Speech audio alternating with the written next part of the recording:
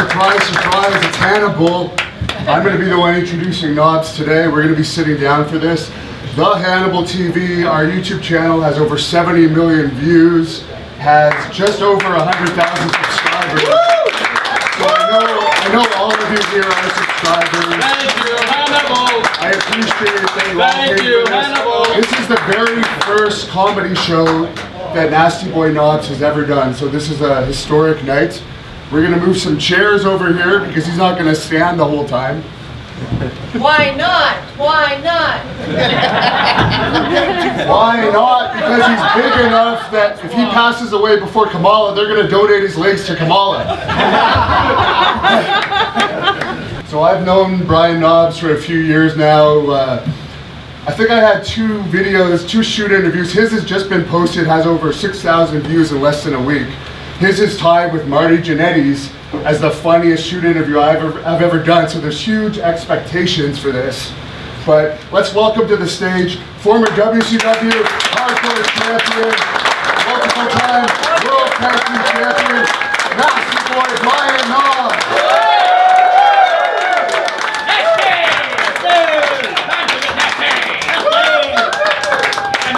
And by the way, you can feel free to get him drinks while he's up here. Keep his vocal cords loose.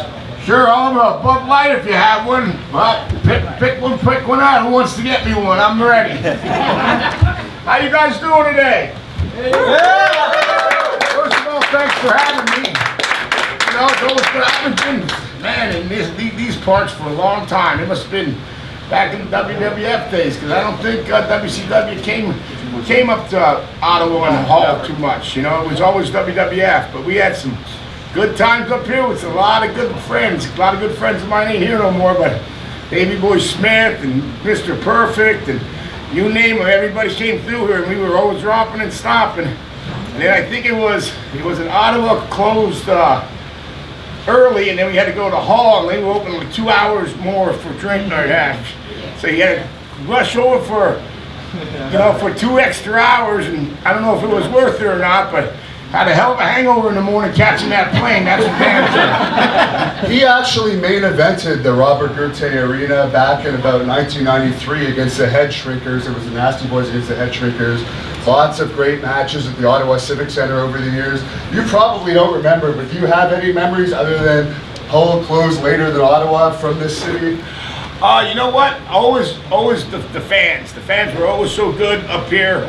They really got into it. It wasn't like I say, nowadays, a lot of the American fans, you get a lot of them thinking everybody's smart, everybody knows the business. You don't know the business. If you knew the business, you'd be in the business. But everybody thinks they know, oh, well, this should have happened, or this should happen, and that's where maybe why things aren't as good or productive these days as they used to be, because, you know, a lot of writers and, you know, a lot of, people writing your interviews, and I think that's what's kind of lost. It's a lost start, because nobody wrote Stone Cold's interviews, or Hulk Hogan's, or Dusty Rhodes, or Ric Flair's, or the Nasty Boys. It came out from you, and that's what kind of person and your persona that was in the wrestling ring came out. So, you know, that's what I think the difference is, and you guys still enjoy it. You know, you don't try to dissect every match. Oh, this should have been like this. You guys just go out there, know we're doing a good job, know we know what we're doing, and we go out there and give you the best show we can. And Canadian fans have always been the number one for that. You know, so. One of the reasons you were so successful as a tag team is you were actually best friends with Sags for a very long time. Do you want to start by telling us your history with Sags? Well, me and Sags grew up together. We've known each other now 45 years. We were both 10 when I met him, and both played Little League. And he was first baseman, and I was left field. And the ball could be hit right in front of me, but I would have to make this spectacular grab, and probably would always drop it. And he was first baseman and couldn't stretch because he was too big. And then the balls would always come up and hit him in the face. And he already had that tooth that's missing was half a tooth. And I said to him, I said, first time I ever met him, I said, hey Jerry, what happened there? Well, how did you lose your tooth? And he goes, my brother shot it out with a BB gun then. Ever since he told me that, I said, this guy's gonna be my friend. And 45 years later, I'm still with that stinking toothless pig. What can I say? Sags is known as a legitimately tough guy. I mean, everyone knows the story. He beat up Ken Shamrock. Can you tell us some other stories about Sags' toughness that we may not have heard? Well, Bobcat Bradley, he busted him up pretty good at the Vancouver big arena there in the back because it was over a rib. And good old Silent River Owen Hart, he's the one that actually did it and stirred it up. Owen. And but he got blamed for it. So Sag just bought these brand new Jordans, and he came up to Sag, this Bobcat Bradley, and he goes, "It's over. That's all it's gonna be. It's over." And my partner's looking at him, what the hell is he talking about? So then we get out of the ring, and Bobcat Bradley's already dressed and ready to go out, and my partner can't find his brand new Jordan sneakers he just bought.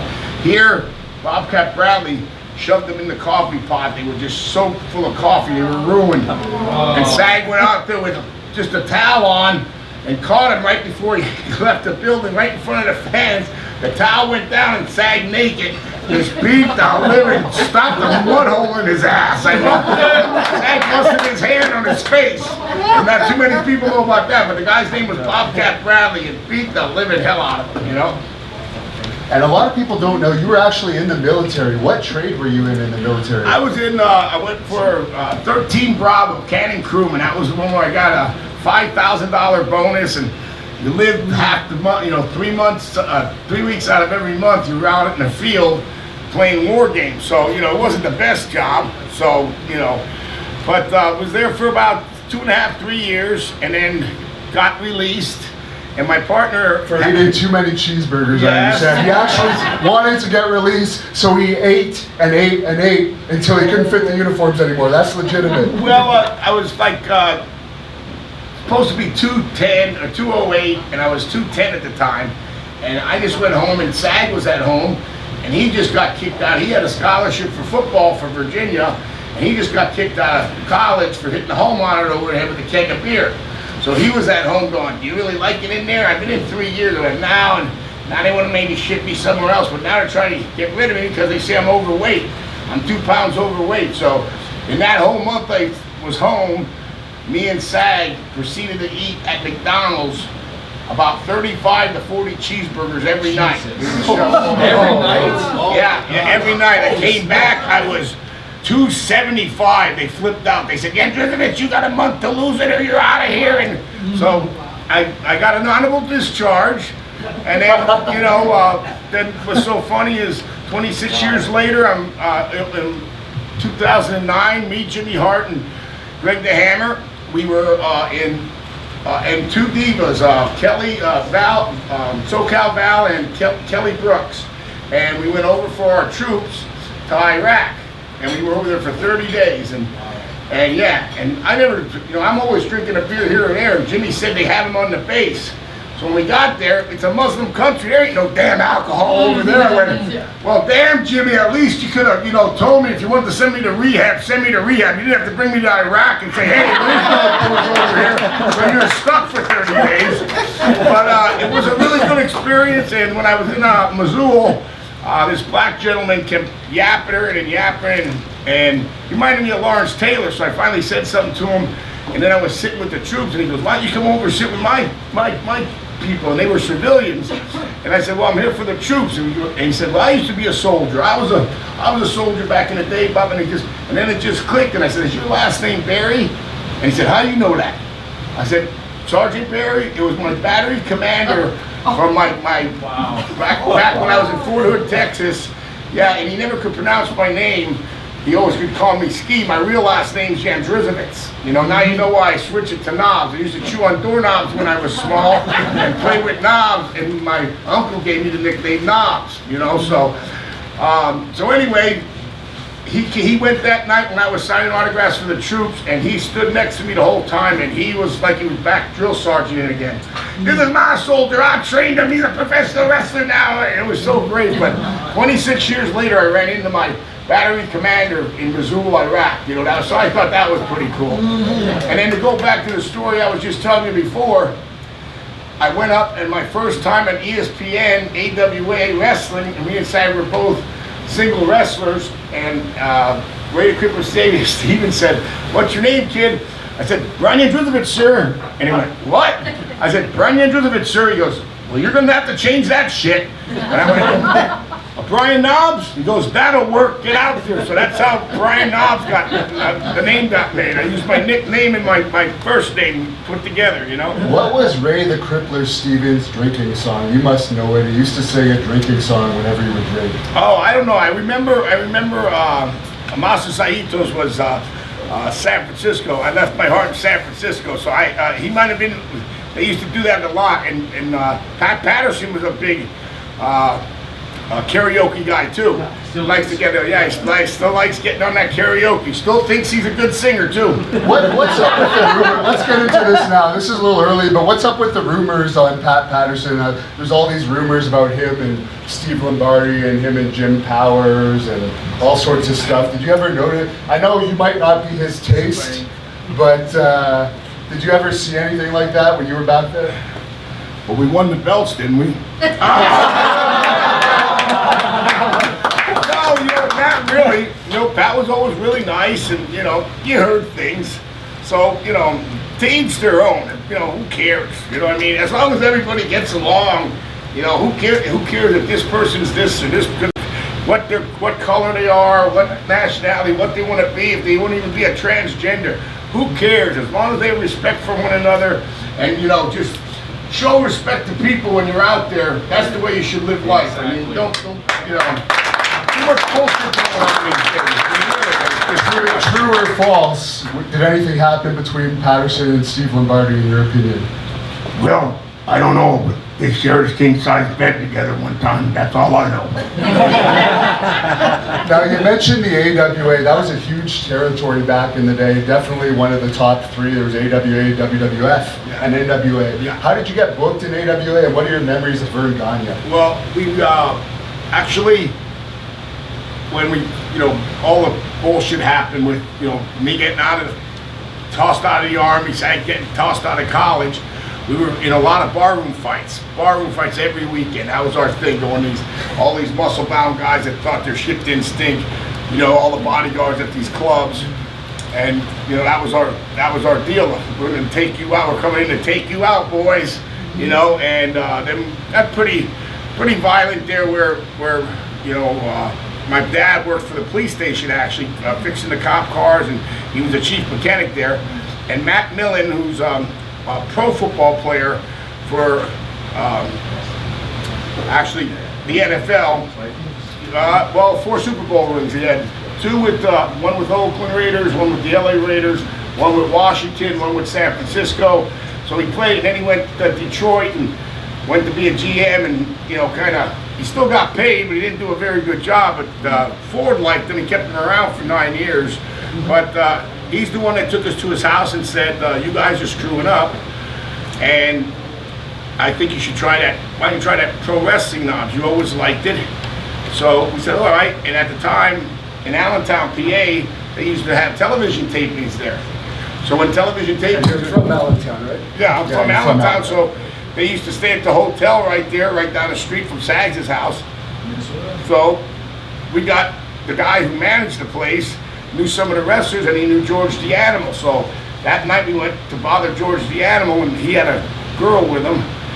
Bless his soul, he had a girl with him, and we were driving around the car, and he kept on moving the car, and like, who are these idiots? Finally found out it's the 2 marks from Allentown trying to get in the wrestling business. He recognized us because we had these haircuts back in the day. And so he called me the next day, and he had Jimmy Snuka, Bob Orton Jr., and Mr. Wonderful to beat the living shit out of us, but we were both working. We couldn't go to the hotel. So then he said, if you're really serious about, wanting to be a wrestler, you'll go to Vern Gagne's camp, and that'll either make you or break you. And we started with 22 guys, and me and Sags are the only ones that finished. And that's because we lived on the bottom of Brad's, where the camp was, and our car broke down, so we couldn't go nowhere. We were stuck. And then you just didn't. That's the difference between today's wrestling and when we grew up, when we got in, you just didn't shoot right to the top. We drove the ring truck for 6 months. Then we refereed. Then we started getting in singles matches here and there. You just don't get pushed in right to a spot where, like down Nexus and you have the developmental, people think they should get pushed right away. I mean, it takes time. It's all respect. It's all paying your dues, learning your trait the right way. So when you do take them bumps, and it means something, not just going out and, and you can still learn a lot if you watch a lot of the older schoolers today, just a lot of old school matches, even a lot of the British Bulldogs matches and stuff like that. You'll see some amazing, incredibly amazing stuff. I mean, it's the Steiners, another great tag team, Road Warriors, Hart Foundation. I mean, I could just, name them. They could just, and we had a chance to work against mostly everybody there. I mean, even the Bushwhackers. Talk about a good tag team. Yeah, I always had fun with them too. Did the Bulldogs ever play a rib on you? They're known for their ribs. They played a rib. We were their human ashtrays for a whole month.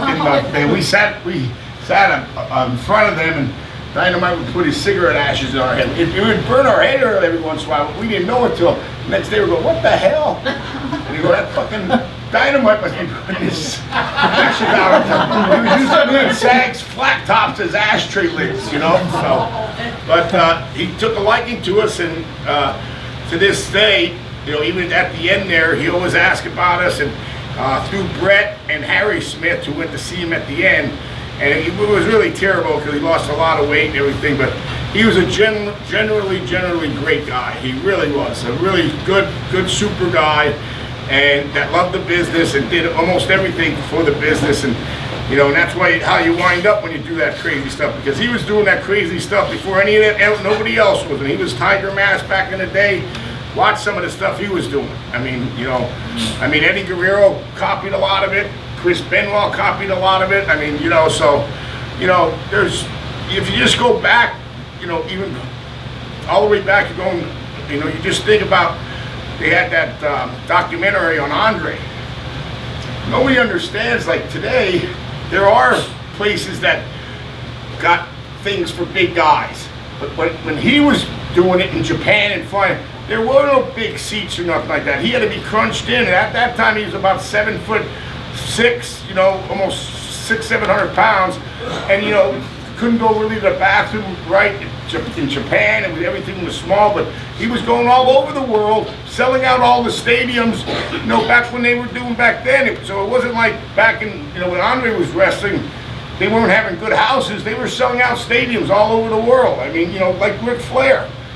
Who the hell wrestles an hour a night for, I don't know how many years in a row he did that, like 20 years. That's unbelievably unheard of, to go to different territories and wrestle the Harley races and the Dusty Roses and, Nick Bockwinkel's, and he used to go to all the different territories, and every night he would put in an hour. Every night it was an hour of wrestling, and that's hard to do. It really is. That reminds me, you mentioned to me that Sags was banned from Ric Flair's recent birthday party. You were there, but why was Sags banned? He wasn't banned. I was just joking with him because we were ribbing Rick, and then he was ribbing Rick. So I told Sag later on that he was banned, but he really wasn't. But Sag was going, why did I get banned? I didn't do anything. I said, that's because you were acting like an asshole like you always do. If you can't rib your partner, who can you rib, right? Now I love the story where you guys caused a ruckus with Ric Flair at the bar and he ended up getting thrown out. But is there any other stories about Ric Flair at the clubs that people might not know about? When we were in England, there was a thing started with always the old guys, young guys, and then Piper was his guy, and Piper picked me to party with, so, don't do that. That was, God bless Roddy, he's not here no more, but that wasn't a challenge I would take on again, because that son of a bitch, he definitely... There's a reason why he's not here anymore. He's definitely a great guy and a great soul, but you don't want to, challenge him on anything, because Roddy Piper goes to the fullest, you know what I mean? But we had this thing going on, and so Rick always got into a big skirmish and like a half shoot. So we were at Springfellows in England, and he put his shoes up there, and I said, "Are them $450 snakeskin loafers?" And he goes, "No, they're them $650 snakeskin loafers. I said, really? And I just threw him across the bar, and the bar was full. I don't know if he ever got him back. Then he got Animal on my ass because I did that. Then Animal wanted to kill me. But there was like a veterans, like an old guy, young guy thing going on there at the time. And I don't even know how it got started. Ric Flair was old back then? Yeah. But Shawn was the one that started it all. Shawn Michaels, you know, he was known to have his hands in a lot of stuff. Always, you know, him and Marty used to. Oh yeah, with us, then that's, you know, we were brought up with all them guys, you know. Well, there's something you wanted to say about Marty Jannetty before we get off topic. Marty Jannetty did a shoot interview with me recently, and he said that Knobs urinated on Elvis's grave. He's a bullshitter. Well, first of all, Marty's ankle was so fucked up he couldn't even, excuse my language, but he couldn't even make it over the wall. He couldn't. We couldn't even lift him over the wall, and it was hard getting over that wall. I mean, it's all jagged at the top. So I jumped over first, and then I told Sag and Shawn that I used to be in the Army. I got the words, and don't worry, I guess. So all you heard was like a tank going through leaves. You could hear me a mile away, and they had guards all over the place. And when I got to the tree, I went, "Hoo-dee-hoo, hoo-dee-hoo," and Sag and they were looking at each other, and on top of Elvis as well, going, really? They really think that there's an owl hanging out at Elvis's place somewhere going hootie-hoo in the middle of the morning,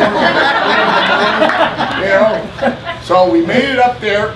Marty never made it in, but we made it all the way up to the grave, and we all had a beer at his grave, which was great. And then all of a sudden the security found us and said, they're over here. So Sag went over the fence, Marty went over the fence, and I was so out of breath to get up there, I couldn't make it over the fence. I crashed through the barn fence in the back. So then I couldn't pull myself back over the wall, so I had to bury myself in leaves up to my neck, and I stayed in there for about an hour to let everything calm down.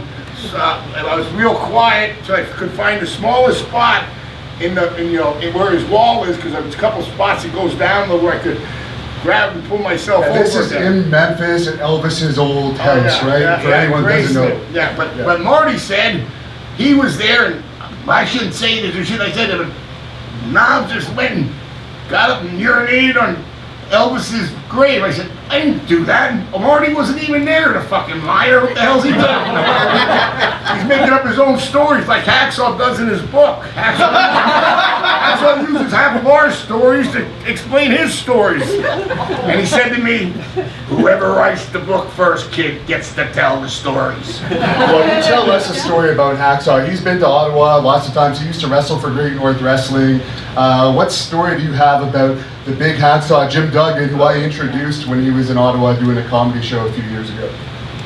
Well, he hates this, but you know, they played cribbage in the back a lot. So it was Macho and Sag played and Duggan. So then Sag started it, so he just made up a little chime, and the chime went like this. Hacksaw Duggan, that's my name. I'm a fucking asshole, bing a bing. So that was it. So all of a sudden, boom, he said it, and I went, hey, Hacksaw Duggan. Me and Sag went at it for about, in the locker room, sitting going back and forth for about an hour and a half. And now Macho's playing cribbage with Hacksaw, and he's going, that's not cool, brother. You're calling you a fucking asshole in front of the boys, you know? So now he's stirring Hacksaw up, right? So all of a sudden, it's going on again. It's going on for about an hour and a half now. So all of a sudden, who walks in humming it and singing it? Marcus Bagwell. Oh. Duggan jumped up, he said, not from you, Bagwell. I'll take it from these jackasses, but I'm not taking it from you. Bagwell's eyes sunk back in his head, and he ran out of the locker room full blast. So then on the way home, you know, we're driving with Jim. We're going back to Charleston, and he's in the he's driving. I'm in the passenger side, and Sag's in the back. He didn't talk to us for like 35, 40 minutes, and we're going, Jim, is there something wrong? Is there something going on here? He said, "You're damn right there's something going on. It's that fucking asshole song." He started bashing on the dashboard, this and that. He goes, "You're calling me a fucking asshole in front of the boys." So Sag said, "Well, Jim, tell you the truth, right now you are acting like a fucking asshole." So, but, you know, he got over it, you know, but now that we bring the song up all the time, and so the song is a notable song amongst the wrestler, now you guys know it, you know. Exactly. Well, yeah, I think he's coming here in a few weeks, so now you guys definitely know it. And So you can sing it for him. you mentioned Hacksaw Marcus. Duggan, that's my name. I'm a fucking asshole. Bing a bing. You brought up Marcus Bagwell, who's also known as Buff Bagwell. He is one of the biggest heat seekers ever in professional wrestling. What was it about Marcus that everyone hated? I like Marcus. He just was the kind of guy that always wanted to, you know, do good, and he asked a lot of questions. But just, you know how you get heat by just, I guess you're at the time when you're that good-looking baby face kind of guy. Like I know Paul Orndorff didn't like him too well. He was an agent. Yeah, he was. Beat up Vader. Well, he was hitting him in the corner. This is a work. This is a shoot. When you hit him for real, then you give him a working punch to try to teach him. But actually, it was more, you know. There's always some people out there that just don't like you. Do you remember the lyrics to the American Male song, anyone? No. They're very complicated. No, I never. Is that who? It's just American males. Well, that over and over. that wasn't with him. With Too That Cold, was it? That was no. Too Cold hates Bagwell though. There's legit heat there. Really? Too Cold actually wants to beat him up. Really? Yeah. Too Cold is a good friend of mine. He wrestles for Great North Wrestling. Yeah, we something wrestled them happened there. guys. They're Too Cold's a good dude. Yeah, he's a good guy. All these guys get wound tight, wound tight when they're getting older. It's like, really? I mean, even about just the same old stuff about the Shamrock. That happened in 1989. Let's hear about the Shamrock. Everyone wants to know about the Shamrock, don't you? You know what? Really want to hear about it? I was drunker than hell. I got in the fight, and then he came looking for us at our hotel, and then he found a room from Colonel Parker, and then he bashed on the door trying to get in, and I was passed out. I was passed out on sleeping pills, never woke up. Next day I woke up, my feet's in the wrong position, so I knew something was wrong, and I said, "Zag, did something happen last night?" And he went, "You're damn right something happened. Ken Shamrock wanted to kill you. He came in here. I had to protect you. I threw him over. I was going to throw him over the third-story balcony. The cops were here, blah, blah, blah, blah, blah." I went, "Sorry, buddy." And I turned around and went back to sleep. Well, let's set the record straight on something. Colonel Parker told me that he actually called you guys and notified you in advance that Ken Shamrock was He did not. He's a liar. He did not. He went. This is what really happened. Because you guys beat him over the head with that phone. Apparently his head was like swollen. Nobody beat him. I was out cold. If Sag hit him with something, Sag hit him with he busted in the room, you're breaking and entering. Oh, hey, it's called street fighting. Anything happens, it happens. You know what I mean? So whatever happened, but I was sleeping through all of it, so I don't know. But I know he went to Colonel Parker's room, and we know what Colonel Parker did. They're right up there, Route 365, right up there. It's okay, shaking. There's Ken Hannibal by the shirt. He did not try to call him and tell us he was coming on his way up.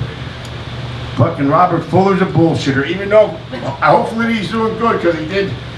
He actually just recently got hit by a car. Oh, really? I didn't know that. Yeah, he's doing pretty good, but he was. And he has a shoot interview on the Hannibal TV. Check it out, everyone. Yeah, but he was taking his nephew across the street. Some guy kind of hit and ran him, and but he's getting better. But he's messed him up a little bit, So. Did you ever see Shamrock since that incident? His what? Did you ever run into Shamrock again since that incident? Yeah, we ran into him a couple times. Actually, the last time he shook my hand. He asked me how I was doing. I don't think he didn't shake Sag's hand, but he shook my hand. Now you talked about the Macho Man Randy Savage. Yeah. Tell us some more stories about him. I want to dig it. Oh, Mach was the greatest. He was the real deal. We're just a real good. He talked like that. Believe it or not, that wasn't a voice. That's the way he talked, and he was just a good guy. Go out, like to have beers, and just a guy I thought would live forever, that was a shock to me because he had the heart attack. That accident didn't have nothing to do with the heart attack. He had the heart attack at the light, and he was already dead, and the car rolled through the light. So he already had the heart attack. People thought he got in an accident, then had the heart attack. No, he had the heart attack. And what's weird is 2 weeks earlier, he had his mom at the heart doctor to get her heart checked, and he never got his checked. You know what I mean? So, yeah, so that's a shame. But yeah, he was definitely always. We went with him one time, and they took us. Him and Hulk took us. They went and bought his dad Angelo a 1960 Cadillac, and we drank all the way from LA back, and we went to just get some sleep before the night's matches. And they took us out to this would-be thing in Michigan. It took about 2 hours to get there, and oh my God, that was the worst. That night we were just burnt the hell out. But we were there when he actually gave the car to his dad, and his dad had tears in his eyes when he gave him for his birthday gift, a 1960 Cadillac, old Cadillac convertible. And we went there and helped Randy pick it out with Hulk. It was me, Hulk, Sag, and Randy. And that was a good time, good time to remember, you know what I mean? Macho was always good, man. He really was. In your opinion, there's always the rumor, Lanny actually told me this off the record, but everyone always says that he actually slept with Stephanie McMahon. What's your opinion on if that happened or not? I don't know. You hear different rumors, but it's all rumors. Who knows if it happened or not? I mean, I don't know. I would never. Yeah, that's something I don't even think about. Because I know Macho, and that doesn't seem right. That Macho would, if she was older, maybe. I thought she might have been in her 20s, but I don't know. I remember her when she was just a little girl, just like Shane. You traveled with Shane, right? Yeah, well, Shane used to room with me and Sag. So his dad said one day, and I called him up and said, I'm staying with the Nasty Boys tonight again. And he said, oh, yeah, okay. All right, Dad. Oh, all right. Well, okay, I'll be home in about an hour. And all of a sudden he hung up the phone and he says, Dad won't let me stay with you guys no more. I don't know what we did, but I guess we were just bad influences or something. What was Shane like in those days? Because now he's a big star. He's one of the people they go to if they want ratings. They'll put a match of Shane's Shane. a good guy. He really is. He's a good person. He's a really nice guy. He's not. I'm not pretty sure he's not in as much as Stephanie is. He told me he's still doing his thing, but he's not like he was in before. So it's still like Triple H and Stephanie. You saw him at Flair's birthday, right? Yeah. He texted a picture of you guys to Vince. Yeah. And Vince said, don't worry, Dad, Nasty Boy's got my back. And he texted right back in 3 seconds. I told you to stay away from them guys. After 20, 30 years, what the hell, Vince? Jeez. Now, you were a star on Hogan Knows Best. Everybody knows your best buddy was Hogan. He actually pantsed you in front of a huge amount of people. I used the clip in the promo for this, but did he actually pants you? Yeah, well, yeah. In front of like 500 people? Yeah, well, they wanted me to do the dance and we can't hear you. Against the younger guy, all the college students and shit. Man, I don't look like that. I'm way older. So I told Hulk, I said, no, I'm not going to do it. So he winked at the producer and went like, I said, what are you winking at him for? Well, 17 shots of Patron later, I did this funky dance. I don't even know what I was doing. I whipped almost all my clothes off of it, and he whipped my drawers down, and then I ripped them down later on and showed my ass again, and that all went on TV. So I had to apologize to my mom for that. Brooke was front and center with that too. Brooke got that's the funniest part. He passed you right in front of his daughter. Any stories about Brooke that we wouldn't know? You know what? She's just good girl, works her butt off, still trying to make it in the music business, which is hard. And she's still writing some songs now. She went more country. And Nick's out in LA doing DJ, and he's also dealing with expensive cars. He buys and trades. Hopefully he's not driving them at warp speeds. Yeah. Ouch. I mean, that's just a terrible incident that happened there. If the dude would have had his seatbelt on, nothing would have even been wrong. You know, and how's Hulk doing these days? He might actually watch this. I'll tweet this clip to him. He's blocked me on Twitter, but we'll get this clip to him. How is Hulk Hogan doing these days? I don't hate you, by the way, Hulk Hogan, if you see this. Hulk's doing great. He's doing really good. Family's doing good.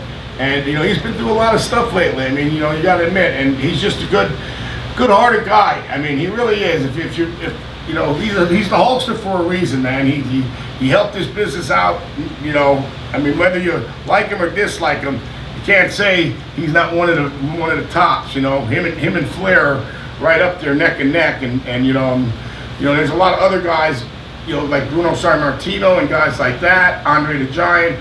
But Hulk definitely put a stamp and a label on our business that made it worldwide. And you know, Hulkamania is Hulkamania, and he's still a great guy.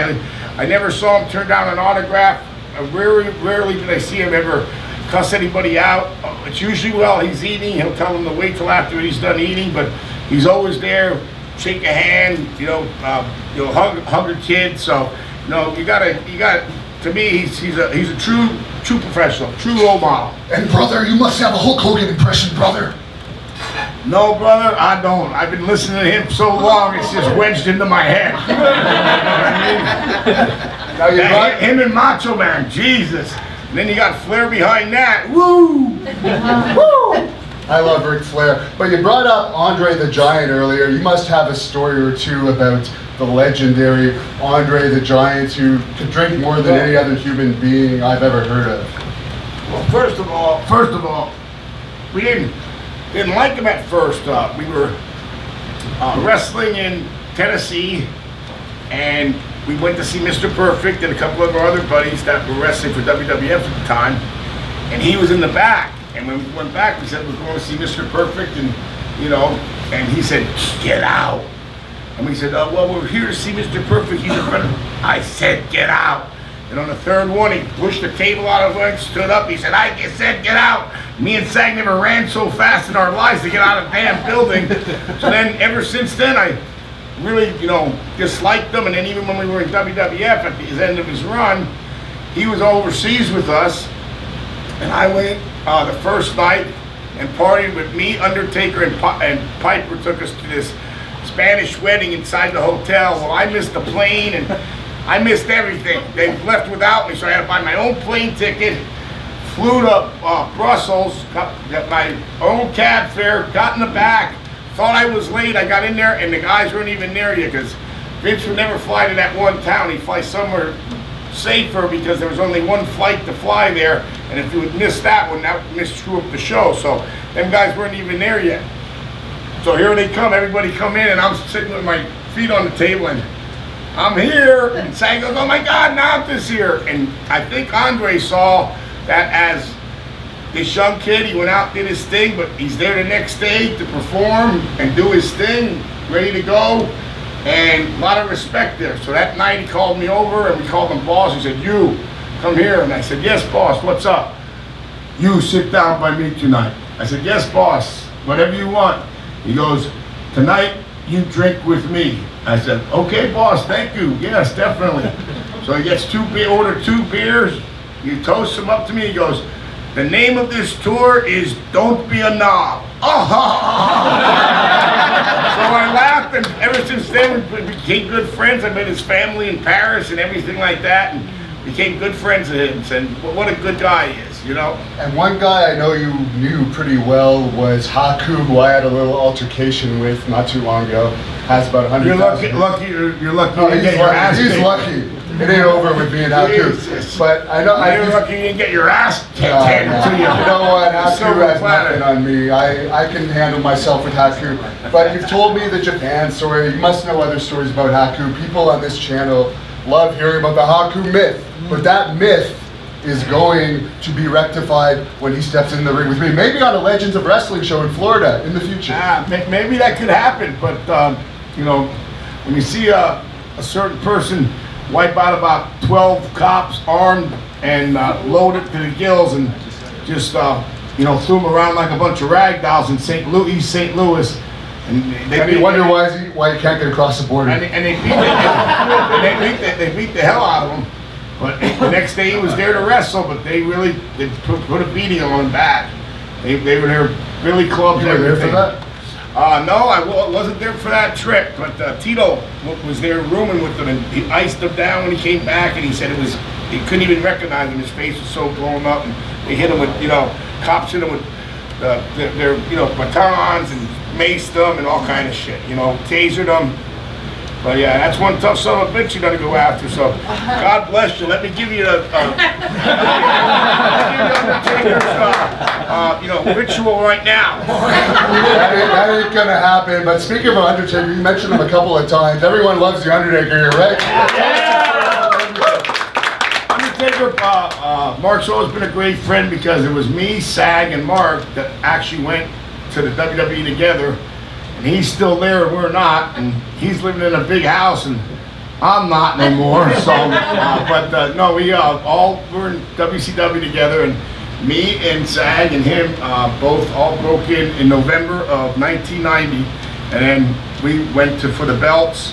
That was in WrestleMania 7, and then they built Taker up from there, from the Survivor Series in '90, but it was us three that broke in together, you know what I mean? So from WCW to going to WWF. So, and Mark's always been a great gentleman and a nice guy, What would we know about the Undertaker that you may have seen aside of him? You know what? He's real quiet. He's a quiet guy, not loudmouth. He's just real quiet. Does his own thing, and he kind of just hangs out and he's nice to everybody, but he's just he's been doing it a long time. I mean, you got to give it. When we started in '90, so damn, what is it? They're on WrestleMania 7. He started. So he's actually wrestling on this Saudi Arabia show coming up too. So he's still in there. Goldberg's also on that Saudi Arabia show. You must have a couple stories about Goldberg. He's coming back. Bill's doing really good. He has Dodge commercials now, and he has that show, the Goldbergs. He's trying to be an actor. I keep telling him, keep on trying, Bill. You weren't much of a wrestler. Let's see if you can be an actor. No, Bill's a good guy though. I met him when I first came back to WCW after, he was there, and then after you got fired, after Nash and Hall beat the crap out of Sags, legitimate. Yeah.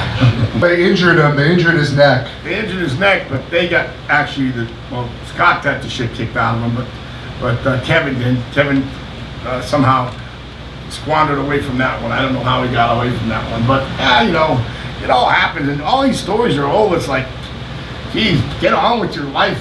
When you hear about some of the things, I mean that was even, God, that's almost 30 years ago. That was 95 or 96, I think. Yeah, time goes by fast. You were actually WCW Hardcore Champion when they brought you back. Yeah. So, did you ever fight Goldberg when you were Hardcore Champion? Yeah, I fought Goldberg, but not in that match. He didn't fight me in the Hardcore match. It was just a regular match. You would have won if it was Hardcore. Yeah, I would have whooped his ass. That took a lot out of my, seriously, the way I wake up in the morning and that, man, I wake up like a tractor trailer every morning.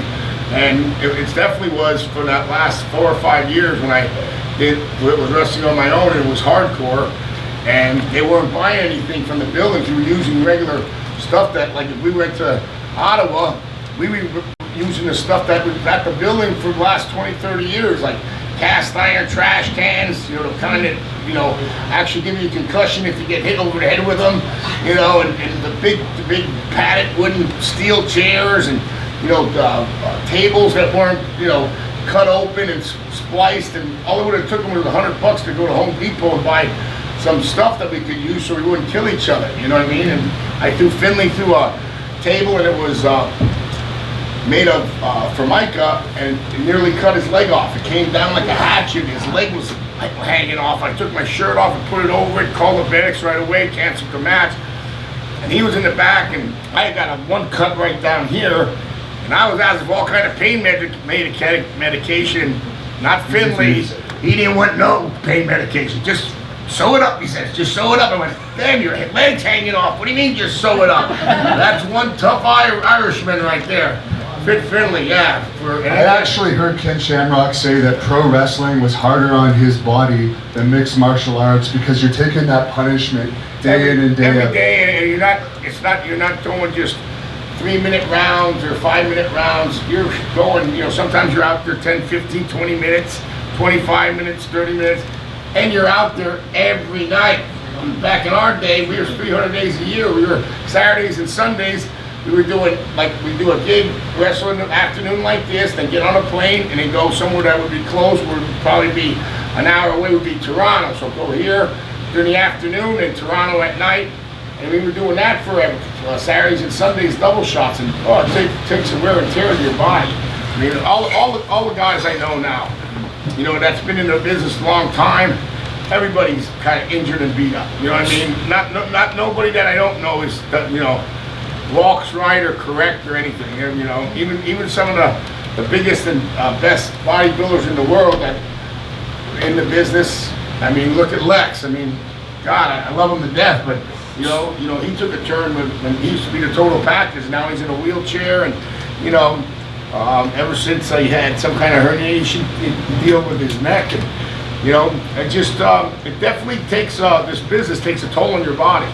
And we do it before you guys, and I'm just happy like you guys showed up today, so I can say thank you for you thanking me. I mean, it just shows that you guys still watch, and you still like the old school.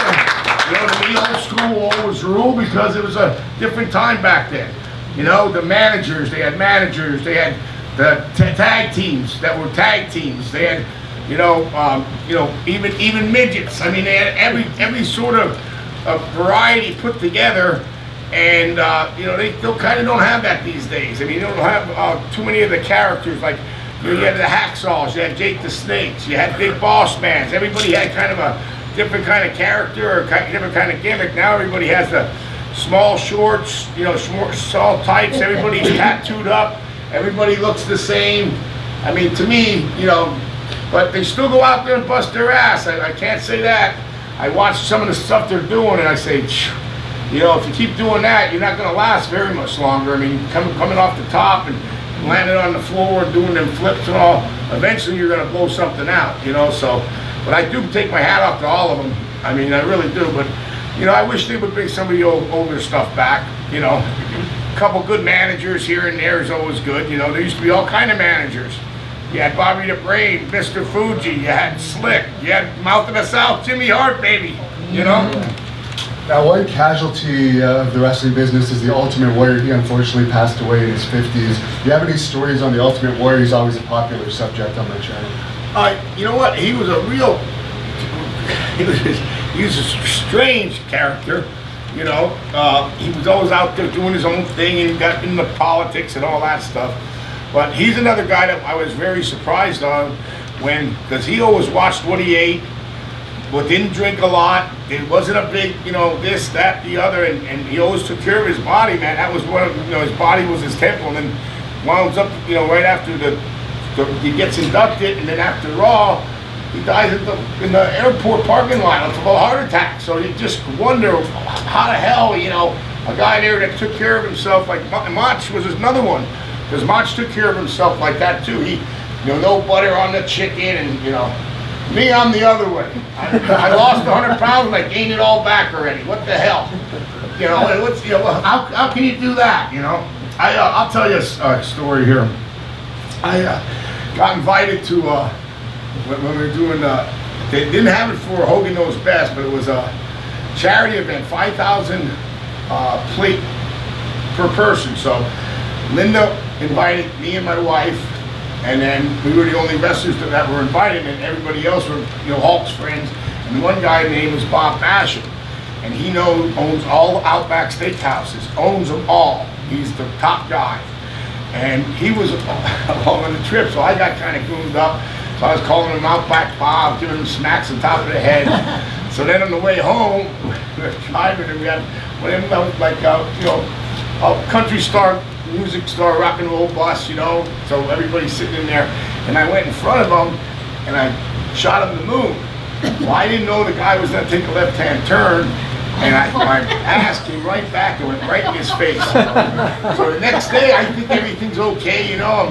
I know there was a little argument afterwards, and then all of a sudden, Hulk's real quiet. I said, "What's up, man?"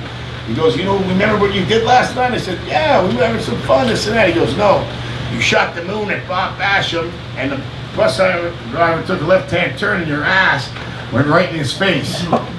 And he goes, "If he would have got a gun, he ran off that bus so fast when we parked, if you had a gun in his car, he would have shot you dead." And I said to Hulk, I said, "Well, I guess my ass didn't smell like a blooming onion then." No response from Hulk. Then I knew I was there. I got kicked out of the house for 6 months over that little fiasco there, but then I got back in again. That's why he has the nasty boy, we got to have some, shits and giggles, so.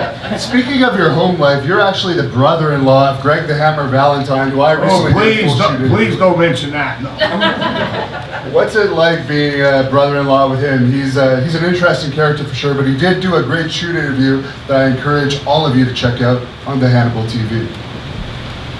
Greg's a good guy, he's been through a lot, his dad was a hell of a wrestler, and he went through it at the time when his dad wanted to stay younger, so he was calling him a brother instead of his son. You know what I mean? Back in the day. But Greg's one of the greatest ever. Greg has a sixth sense of humor. If you get to know him, he has a sixth sense of humor. But he's real quiet. He's a different cat, but he's funny. He has a real sick sense of humor. He's one of them, real crazy in the head deals. I heard somebody, your host here said something. How'd they find that out? I was on Cowhead. They were putting non-asshole, the wrestlers, and it was up against Jake and Honky Greg Tonk. was up there. Yeah. No, I didn't put Greg up there. I put Honky Tonk and oh, come on, Honky Tonk man's not an asshole, is he? God, he is a big asshole. He actually backed out of the shoot interview. I said if anybody should have got fucking tackled and thrown on their ass during the Hall of Fame speech, it should have been him or fucking Brutus, not Bret Hart, one of the fucking best wrestlers of all time. We're good friends with Brett. Do you have anything to share with us about Brett? We're really family with the Harts. I mean, from everybody, from Stu to his mom, and from Brett's mom and Stu, and just all the Smith, who's not here no more, Owen, of course, but all the family. We even stayed at the dungeon one time, and that was a rib by Davey Boy, and that's where Ellie and Jim used to stay. But we were in there, and all of a sudden, my partner starts sneezing and everything. And all of a sudden, there's cats all over the place, and it was pitch dark. And Dynamite just dropped us off, and their house looked like the Addams Family. It was an old. That's how it looked. It was a big old house up there in the hill in Calgary, and it's pitch black. And there's one light on in that bedroom, and I walk up these big stairs. It was like a big mansion, and I'm going, "Are you sure this is all right, Davey Boy?" "Yeah, it's all right, it's all right." So we finally get up there, and then we tried to open up the windows, and the windows were kind of nailed shut, and it was hot. And all of a sudden, Sag starts sneezing because he's kind of allergic to cats. And all of a sudden, we saw cats coming out of everywhere. Then we saw a cat. It must have been a mountain lion. It was like that freaking big. We went, "We're getting the fuck out of here." We took a cab and we went down to the hotel down the street. We said, "Hey, we could." Sag's allergic to cats. He couldn't stay there. So, but Davey Boy laughed at the whole thing because I think it was a rib. Davey just to put us there in the get-go because we have all this other stuff going around, and then you hear this creep, clip, clip, clip, and it's Smith up in the attic. That's where he lived, walking around at like 3:30 in the morning. We're going, "What the hell?" What did they? We thought for sure we were gonna get ribbed more than we did, but I think it was all set up for us to pull a good rib on the Nasty Boys, And you're friends with Willie Nelson. How did that friendship come about? That became Dusty Rhodes, who's a really good friend of ours, and he's actually my partner's brother-in-law.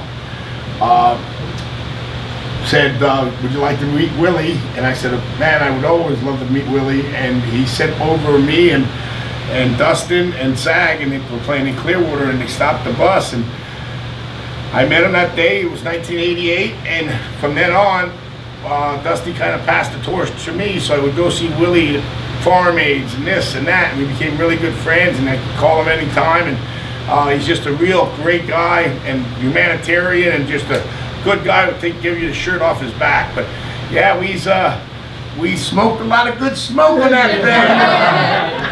Yeah, definitely on that bus, so you come off smiling, that's for damn sure. Now, one subject we didn't really cover in our shoot interview was your time in TNA wrestling. What could you tell us about your time in that? And I don't know, were we in TNA wrestling? We never signed a contract. Zach said that's the first place we ever got fired from, or we were really never hired. I mean, yeah, but Hulk asked if we'd come in, and we were supposed to come in later, and we never really signed anything. We were just, every time we wrestled, they gave us a paycheck, but we really never had a contract. So there was no firing to be had. It was just, you know, and they didn't do it right anyway. And TNA was never, you know, to me, it was never, no, it never was that. Even when Hulk and everybody went there, you know, and they brought the you know, NWO in, it still didn't get over. It even didn't, you know, Vince was never worried about that. I mean, Vince is worried about the new one, AEW, because, you know, that has some good talent there, and you know, when he sees something going on, he's definitely going to be on it and try to block that. Right, so, like he did with the XWF. That's one thing we never talked about too. The XWF is a league that Brian started and had Hulk Hogan, Mr. Perfect, huge stars in it. Roddy Piper. Yeah, Jerry Lawler was in it too. Yeah, what happened with that? I guess Vince. Well, we only had the guys for 60 to 90-day contracts, and we're still trying to get a TV deal. And he started picking the guys off. The guys he said he didn't want no more, all the old guys. And he saw that it was still had, and he put a big hole in the side where we were trying to sell the tape. Now Vince is picking the guys off because we only had them for 60 days, and 45 and 60 days and 90 days. So the first guy he got was Hogan, and Hogan wrestled The Rock at WrestleMania 18 against at Tokyo, and not Tokyo, at Toronto Skydome. Yep. So. You know, but hey, you know, the only good thing I said is we must have been on the right track, or he wouldn't have came after us, because he never once went after TNA at all. He never tried to, you know, come in and bust it up or anything. But I know I hear some things nowadays that he's trying to make sure guys don't leave to go to AEW. So there needs to be more wrestling out there. I mean, really, I mean, the independent scene's doing better, but there needs to be another company out there, and this guy has money and he knows what he's doing, knows the Jaguars, owns a English football team, so you know, he has a very good chance of putting a good product out there, and there needs to be another product. Competition is what wrestling business needs. There was nothing better when there was WCW and WWF going at each other all the time, because you know, there's competition there, and you can leave. You're not stuck in working for Vince to make a living. You can go somewhere else to make a living and still be on TV and all that stuff. So I'm proud of all them guys. I hope everybody, you know, everything works out, and you know, for the fans too, that there's another league for everybody to come and, you know, check it out and watch it and see what they're doing, because they got some good talent out there, man. I'm telling you that. Omega Kid's unbelievable. I mean, Cody Rhodes, he's doing his own thing. The Young Bucks, Jericho's still out there. He's like the old schooler, so I like that Chris is out there doing his thing. So, yeah, we'll see what happens, man, but I'm rooting for him. And another league you were involved with was, of course, Celebrity Championship Wrestling. Dennis Rodman was in that, Danny Bonaducci, many celebrities. Any memories of that? Yeah, that was a good time. Yeah, because you're trying to teach people out of wrestling like 3 or 4 days to actually do a match, and you're talking about Screech from Saved by the Bell, and Tabitha from Bewitched. You know, like, what the hell do they know? What's her name? She was a Playboy Playmate, Nikki Searing, and I grabbed her by the back of the hair to give her a turnbuckle, and she goes, "My hair extensions." I went, "There are no hair extensions, it's pro wrestling." Boom, boom. But it was fun. It was fun doing it. You know, that was a good thing. And Hulk also had another show that my buddy had for a long time, and they came up to Canada a while, but now he passed away. But Michael Championship Wrestling, MCW, they were the midgets, you know, and we did a show with them, and I was in a Winnebago with them for 6 months. I was dreaming midgets for 2 years. Instead of dreaming sheep, I was dreaming midgets floating over my head. Now, last question before we get on to the fan questions, which, by the way, you fans can line up. I'm going to be doing them against that wall. You will be on the Hannibal TV for that portion of the show. Is Buck Zumhoff is a very controversial character that you actually knew. I mean, he's had some serious charges against him since you knew him involving young girls. Buck was a fool back in the day, and he's still a fool now. That's all I can tell you. Oh my God. And then he got caught stealing in the locker room money out of the guys' wallets back in the day. He's lucky he didn't get killed a long time ago. Really? What happened? Someone caught him while they were wrestling, caught him in somebody else's bag, taking out some money. Wow, that's incredible. Yeah, he's garbage, dude. You know, people, you kind of see the wannabe guys and the old guys that work their way doing this and that, and there's no reason to work or take anybody's money. You guys are out here for a reason to have fun. Remember old stories that we did. I mean, one of the things I remembered and brought a tear to my eye. I was at Live Aid 1985 in Philadelphia, and they were having the same event in the UK, and I watched that Bohemian Rhapsody, and I saw them, and that was their big deal there, that big comeback. And then I think about it, that was in '85, and I was in Philly, and then 7 years later, we were in Wembley Stadium, SummerSlam '92. We were the opening match, so no matches went yet. 94,000 people, and the opening match was me, Sag, and the Mountie against Hacksaw and the Bushwhackers, and we tore it up, brother. Because nobody did nothing yet, and the people were just live. They wanted to see that first match get on the way, and it's the most awesome feeling ever. But watching that really brought a lot of memories of it's the SummerSlam '92, so. Well, the Mountie was one of my trainers, so I got to throw this question in there. Any memories of Jacques Rougeau? He's the Mountie. He's not the Mountie. Hey, we used to have so much fun with Jacques. He's a good guy, yeah, because we would tag him sometimes when we were in the 6-man, because he would always like to try to tag in when it was time for the heat.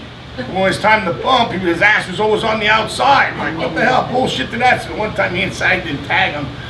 When it was time for the heat, he got so mad in the back. You need to tag me. I said, well, if you start taking a couple bumps every now and again and not just coming in for the heat, maybe we'll think about tagging you. Shut up before you get that cattle prod stuck up your ass. All right, well, we're going to move on to the fan question portion.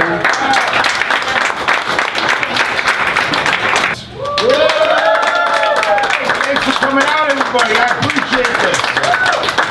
And look who we have here, the commissioner of Great North Wrestling himself, Commissioner John Maloney, has made it all the way out to Ottawa from Smith Falls. You have a question for Brian Knopf. Brian, have you ever thought of making a return to Great North Wrestling, stepping in the ring with Hannibal? I heard you say you didn't have much respect for him against Haku. Well, you know what? We would maybe bring Hannibal in and make him the third nasty boy, and this way he could do all the work like we just did with Rikishi's Tonga Kid's son. We did a show in Detroit, a legend show, and we were up against a couple of the young guys, and Rikishi said, "Just feed my nephew, bro. Just feed." So me and Sag just kept on throwing the guys in. His nephew's gonna be the next big Samoan star. He's unbelievable. The stuff he was doing out there, the flips, and he's 300 pounds, going over the top rope on the 3 guys. He's just unbelievable. He's just that good. I know eventually he'll be with WWE. Yeah. It's really great hearing some of the stories. You tell them very well. So thanks a lot for coming in for this. Oh, thank you. Hey, good luck on keep it up, man. We'll come in for a signing or something. You can come out for a signing and a run-in. That's always good. Yeah. Little Pity City action. It's going to be a long walk to that bus, I think. All right, here's a Nasty Boy fan here with the shirt. How are you tonight, sir? Very good. Brian, I remember when I first saw you starting wrestling. I remember I first saw you when you wrestled for the AWA. So we're going back a few years. My question to you is, what is your personal opinion between Vern Gagne and Vince McMahon? And do you think Vern was so stuck in the past why the AWA didn't survive? Yeah, Vern was stuck on himself. He was, you know, Actually, I heard that from Gene almost before he passed here last 3 months ago, 4 months ago, that, you know, he was on the phone call when Vince was actually talking to Vern, and Vern goes, "What are you doing? What do you think you're gonna do? Come over and take my territory over? What do you think you're gonna do?" You know, he's telling Vince that, and Vince was gonna do it with or without him, but he was offering him, you know, pretty much money to buy it and go that route, and he didn't want to sell it. And within about three years, you know, Vern was out of business.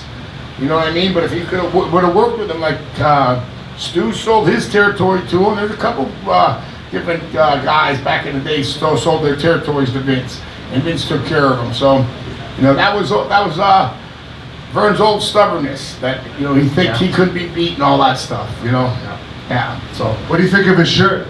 I like it. Time for a pit stop. Thank you. You're welcome. And here we go, a kickboxer here, Mark Burrell, Iron Mark Burrell. He's wrestling, or he's kickboxing on the next Great North Wrestling event. What question do you have for Nasty Boy Knobs? Well, I got kind of like two questions. All right. Who was your favorite opponent, and who is the worst opponent? Our favorite opponents, we had a couple. You know, that's a hard one to answer, but the Hart Foundation, because we won the belts with them. But the match that got us there were the Steiners, and then right after that we went with the LOD. So right there were three top teams that you can't deny. And then guys we didn't really care for too much was Pistol Pez Watley. He's the only guy that you can give him a double tackle, and you're still standing there and he's still standing up, and he takes 3 minutes to take the bump after me and Sago only weigh 600 pounds apiece, and we can't knock you over. But he was a good guy, but his bumps were terrible. Thank you.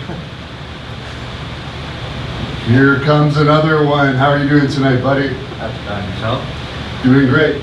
I got one question for you. Yeah. Which town had the best groupies? Oh, there's a question.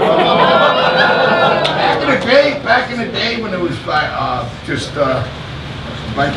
can you say, when it was split up in little territories, Mid-South used to have the best groupies.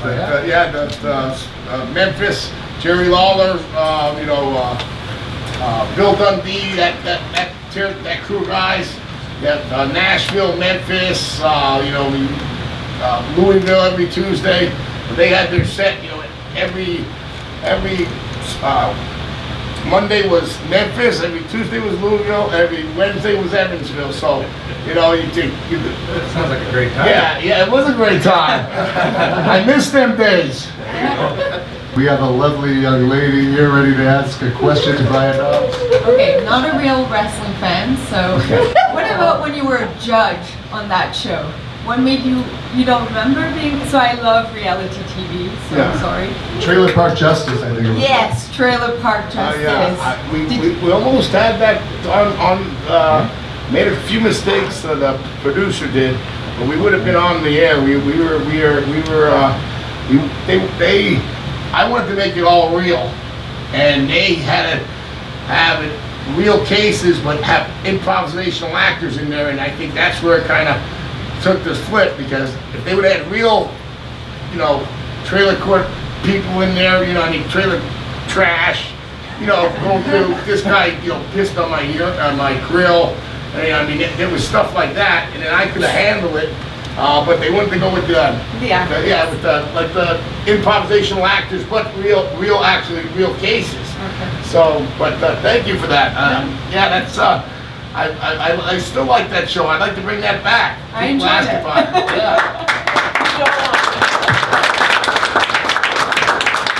All right, Mr. Boston Pizza, do you have a question for Mr. Knobs? Of course I do. Some of the wrestlers, they are a character and personality behind the scenes are totally different. When I see you, I pretty much feel that you're genuine. So when you were on being Hogan, how much liberty did you have? Like, because it seems that when you came into the scene, oh, something's gonna happen here, you know. So what was your limits in that?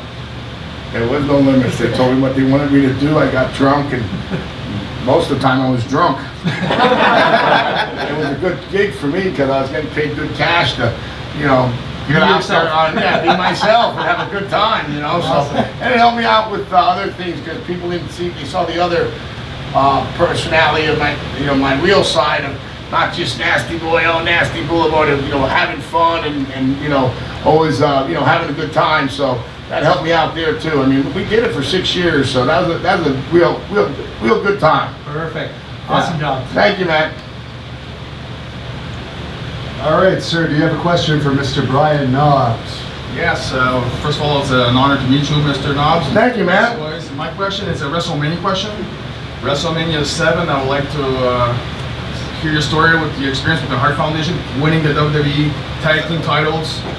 Yeah, it was Los Angeles. Yeah, that was the best. That really. Macaulay Culkin was there too, if I remember correctly. Yeah. Hey, so was the Fonz. You know, that's true. And Lou Ferrigno too. And Lou Ferrigno was there. Yeah. So was good old Regis. Regis and Alex Trebek were there too.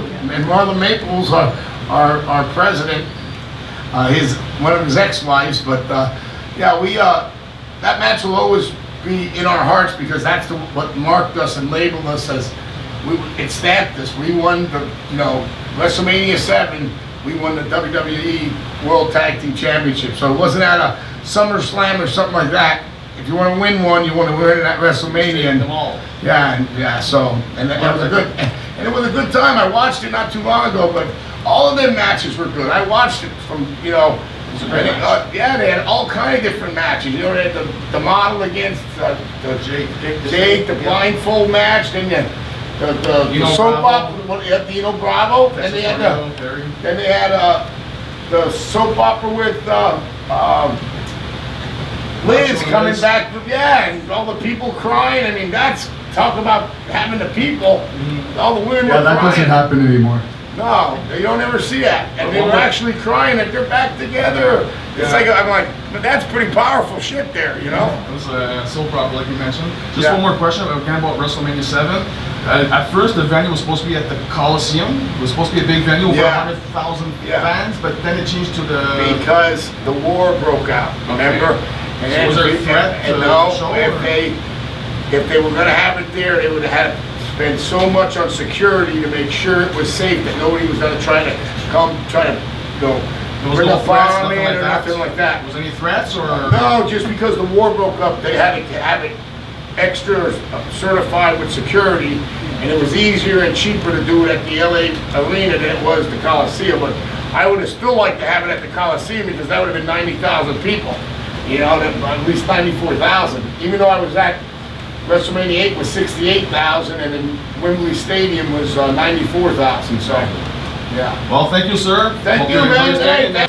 I think that I speak for everyone here when I say I would love to hear a story about Corporal Kirshner. Do you have any great stories about Corporal Kirshner? You know what? He was always a nice guy, but I really never hung with him. I just knew him like when I was on the road, and I haven't seen him in years. You know, I just saw the Corporal Kirshner fan. Yeah. I'll have to look for it. I'll try to look, and I'll tell Hannibal. Perfect. If you ever find him, let him know I'm looking for him. I will. Thanks. All right, we have another beauty here ready for a question for Knobbs. Hi. Pranks. What was your best prank in the back, and who was it? You know what? Was told a long time ago, never admit a rib, because this way now, then they know you actually did it. But there was a lot of, one of the best ones was I shaved Ric Flair's eyebrows off. Oh, and he was mad. He wanted me fired when we landed in London. He was fucking pissed. He even told me this the other day. He goes, "You bastard, you told me you wouldn't get me in." And I shaved mine off, but the door opened when I was shaving mine off, and that stooge Terry Taylor saw me and told Flair I shaved my arm off because I tried to blame it on Mr. Perfect, because I had mine shaved off before, so it's no big deal, and I'm an ugly, nasty boy anyway, so I went, oh, he got me, and Flair goes, you're full of shit. Terry Taylor saw you shave your own eyebrows off in the bathroom in there earlier.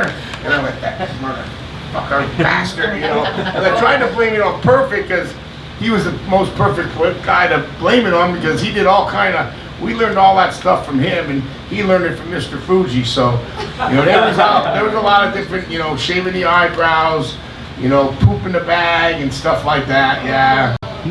Yeah. That's lovely. Like, I can only imagine. What a business, huh? I'm telling you. Thank you so much. Yeah, you're welcome. What's your question for Knobs, sir? Yeah, first of all, happy belated birthday. Thank you very much. As my son pointed out, I'm not going to mention your age because I'm 3 years and 51 weeks older than you. Wow.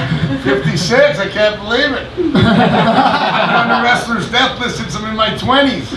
I'm still here, baby. My question to you is, yes, if AEW was to approach you and offer you a contract to be a trainer or a wrestler teaming up with the Sags, would you take it? Yeah, I would have to see what it's about. You know what I mean? I would definitely like to do something like that. That wouldn't be a problem. I'm telling you, probably. I'm not going back. You know, there ain't no one more run for me. I'm just, my body's beat up, man. I mean, just, you know, I could go out there and still pull off what I pulled off in Detroit because I still know how to do what I do. And you know, when you have your buddies around you, like the Bret Harts and the Rikishis and the Hacksaws, you know what I mean? And everybody get together. It just, you know, get everybody that likes each other so that people see that. So, you know, people in that arena with this 3 weeks ago saw that we were all having fun. So if we're having fun, that means you're having fun because they see we're having fun. You know, and I got to give the real stink face to one guy. Rikishi let me do it. So I actually gave him the real stink face. I didn't, you know, pull the underwear, everything came down. He got the real stink face. Yeah, felt pretty good. And you know, I mean, I did the armpit and the stink face in one night. Well, thank you for coming on. It's great to see you. Thank you very much. Thanks for having me. And it was his birthday this week, so that's nice of him. I think what was it, Wednesday was his birthday or something like that? That was Monday. Monday, yeah, Monday was his birthday. Happy birthday. 56, still here. What can I say? All right, and last fan question for today. What do you Here we got? go. What do you got? Okay, hi Brian, nice to meet you. And I'd like to know when you guys were tearing up the rings or whatnot in the NWO and Hogan and that, what was the persona behind the Click?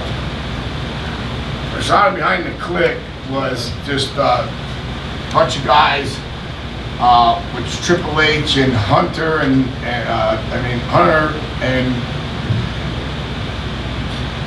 let's see, Scott Hall, Kevin, Sean, X-Pac, and they all had their little group of guys, and at the time they had the power also with Vince, so you know they were telling the angles to do and what more of a. It wasn't ever run that way before, you know what I mean? Yeah. There was always Pat Patterson was running it with Vince or this and that, but they gave them guys the handle, and then they were kind of like the Click, and if you weren't on the side of the Clicks, but we weren't in there at that time because we were friends with Sean, so we would have been right in there, but we were down WCW at that time, but yeah, that's. I remember the time when they had a TV segment where Johnny Gallopage, the Diamond Cutter, the Razor Ramon. Yeah. And then they had all hell broke loose after that. Yeah, I don't know which was a work there or not because Scott and DDP are pretty good friends, so I could think that could have been a work. You know what I mean? Just to say they actually after it was known the Click, and so they started using it as an angle for actually to use it as we're after the Click, so that's how it kind of came to be. So that might have been just a work, right. Okay. Good. Okay. I didn't really watch too much of DDP stuff. Your opinion on DDP since you brought him up? DDP's one hell of a yoga instructor, I'll tell you that. He put me through that. I couldn't even move. I was huffing and puffing in 30 minutes. I couldn't believe it. And he had me just doing the rolls and the stretches, and it actually helps out a lot of people. So good for him. And he's always a go-getter. I known him before he ever was in the wrestling business, so we knew him when he was a big bar manager and everything. And he's always been cool. So, you know, more power to everybody, and especially positive people. We need more positive energy out there. Everybody's always negative and this and that and the other shit. You hear a lot of wrestlers always cut down other wrestlers. And I do that. I mean, you live the hell of a life, enjoy it. You know, we're out for the latter part of our careers now, and you know, we're still having fun. We're still having fun sitting down here talking to you people, just bullshitting and talking about old times and what kind of matches were this and how it was this guy, and it's fun because I grew up over half my life with most of these guys. I mean, I've been in the wrestling business now 34 years, and I'm 56. So, half my life I've been with the Bret Harts and Macho Mans and Hulk Hogans, and they all been friends of mine forever. You know what I mean? And my partner's the longest, 45 years. So I don't know how to get rid of him, but I guess he's stuck to me. And where can people follow you if they want to look you up on social media? I'm at Brian Knobs, at Brian Knobs on Twitter, and then my Facebook is, I think, at Brian Knobs. And there's a picture of me standing there. I have a Nasty AM shirt on, so you can notice me there. And never probably going to. I didn't start the Instagram yet. I'm not into the social media. I got to, because it does help so much to get out on the social media thing, but I gotta get doing it, and I'm not too good at all that stuff, especially spelling. That's why I have to talk my texts, and I don't spell too good. That's why I got into wrestling and got chairs smashed over my head, okay? Well, we're at The Hannibal TV on Twitter and Instagram, and thehannibaltv.com is our website. We're also on Facebook at The Hannibal TV. Any final message for this great crowd? Give yourselves a round of applause. Thank you very much for having me out. Listen to my stories, some old stories, stuff brings back some good memories. And like I said, always had a good time when I was out here in Ottawa and Hall. And the fans never disappointed me, and you didn't disappoint me today. Thank you all for coming out. You're great. Thank you very much. Keep on watching, because wrestling's still wrestling, and with the network you can always look up the old school. So that's one good thing. The network has the young kids see our matches these days, and I go, well, how do you see our matches? And they say, well, you just look up the Nasty Boys on the network, and you can get every match we ever did, even the AWA days. So that's a good thing, that it's still staying alive, one way or the other. And our era was definitely a different era. I don't think it ever will be repeated, but it shows by guys like you still going out and seeing guys like Hacksaw and Jake the Snake and Ted DiBiase and myself and Bret Hart, and it just shows you that you guys still love that era. We did something, from the 80s and 90s that people love, and I love it too. And thank you very much that you still appreciate it, and I appreciate you guys coming out. Thank you. Stay nasty, baby. Thank you for watching the Hannibal TV.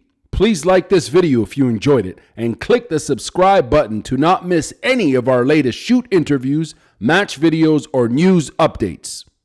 Support us on patreon.com for $1.99 a month to watch our full shoot interviews ad-free and help our channel grow. Follow us on Twitter at The Hannibal TV for instant updates.